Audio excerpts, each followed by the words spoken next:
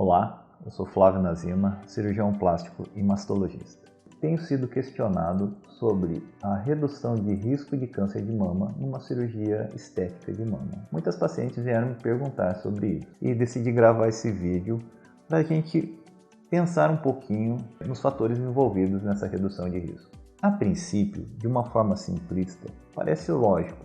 Você retirou o tecido mamário e reduziu o risco de ter o câncer futuro. Porém, não é tão simples assim. Temos que pensar inicialmente que a origem do câncer de mama é uma origem multifatorial, onde a quantidade de tecido mamário ele é apenas um dos fatores. E devo antecipar que nem é o fator mais importante para a origem de um câncer de mama. Se o tamanho das mamas tivesse uma influência tão grande na origem do câncer de mama, as pacientes magrinhas com mamas pequenas teriam uma chance muito menor de ter câncer de mama do que as pacientes que têm mamas grandes, volumosas. E não é isso que vemos na vida real. Uma outra questão é que quando falamos em redução de risco, devemos pensar especificamente em pacientes de alto risco. Existem critérios para classificar em pacientes de baixo, moderado ou alto risco. E, dentre esses critérios, os mais importantes são história pessoal, antecedentes de câncer de mama na família e também alterações genéticas que podem existir tanto nessa paciente quanto na família. Veja bem que entre os critérios para classificação de pacientes de alto risco, o tamanho das mamas não entra como critério. Uma outra questão é a distribuição do tecido glandular nas mamas.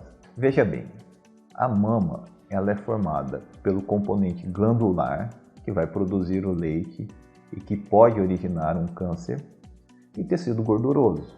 A distribuição desse tecido glandular da glândula mamária, ela não é homogênea em toda a mama. A maior parte do tecido glandular, ela se concentra no quadrante superolateral. Inclusive, o formato de distribuição do tecido glandular ele tem uma projeção em direção à axila chamada cauda de Spence. Se dividirmos a mama em 5 setores, um setor retroareolar e mais 4 setores superolateral, superomedial, inferomedial e inferolateral, nesses 5 setores temos uma quantidade de glândula diferente em cada um desses setores. A maioria das técnicas de mamoplastia, ela se baseia na ressecção do excesso de tecido mamário nos quadrantes inferiores, sendo que os quadrantes retroareolar e quadrantes superiores acabam sendo mais preservados.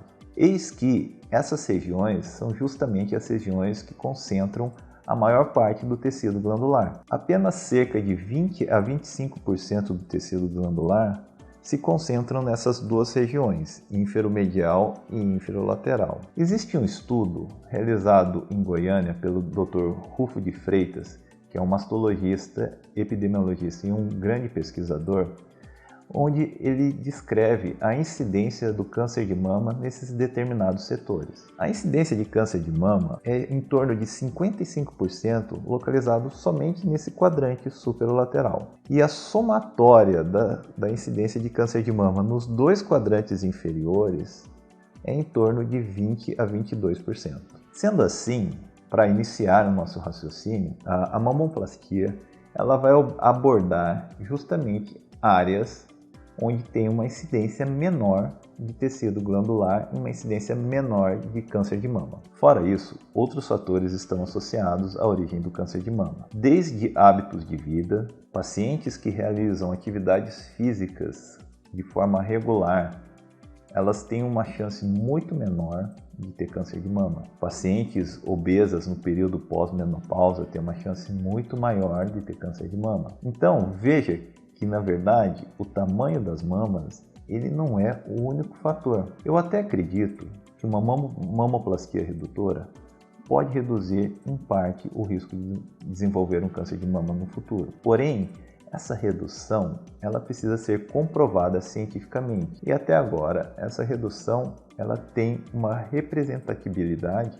muito menor do que pode se imaginar. E essa que é a questão que eu gostaria de abordar. Se você faz um procedimento estético pensando no benefício da redução de risco, você pode estar cometendo um erro. A cirurgia redutora de risco, ela é uma mastectomia redutora de risco. E aí sim, teremos uma redução na ordem de 90% do risco de desenvolver câncer de mama no futuro. Foi a cirurgia que a atriz Angelina Jolie realizou. Ela tinha uma mutação genética que poderia levar ela a desenvolver um câncer de mama futuro. Ela zerou essa chance? Não. Essa cirurgia reduziu muito, em 90% a chance, porém ela não tem um risco zero de desenvolver o câncer de mama.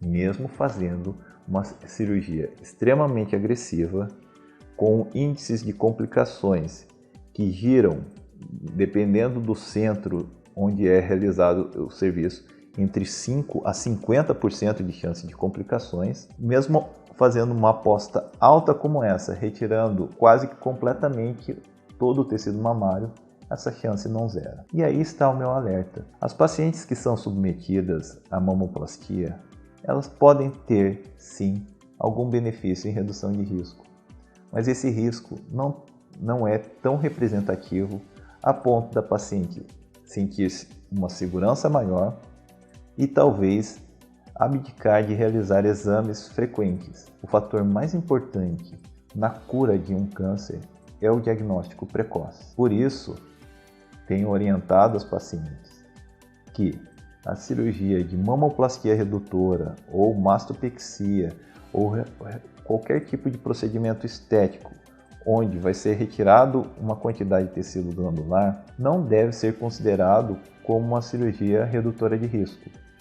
É uma cirurgia estética e essas pacientes devem continuar fazendo o protocolo de rastreamento para câncer de mama.